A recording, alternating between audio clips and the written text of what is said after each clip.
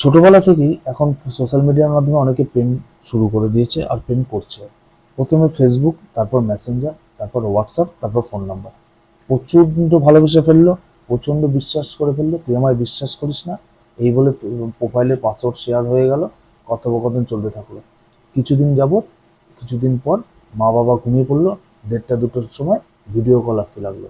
Video কলে প্রচুর বিশ্বাস দিল, প্রচুর ভরসা ছিল, তুই ছাড়া আমার কেউ নেই। এবার জামা কাপড় খোলা শুরু হলো।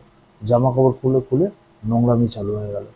ছোটবেলা থেকে বাচ্চাদের এই শিক্ষাগুলো দিন।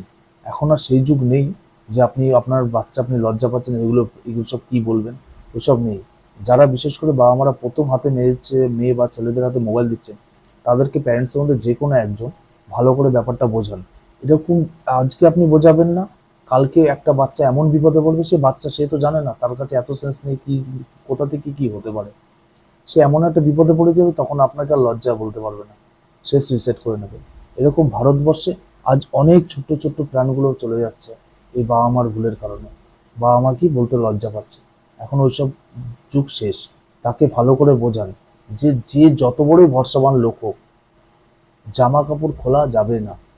যত বড়ই ভরসাবান লোক হোক, জামা কাপড় খোলবার জন্য নয়। আর বাবা মার থেকে এত বড় ভরসাবান আর কেউ নয়। ধন্যবাদ।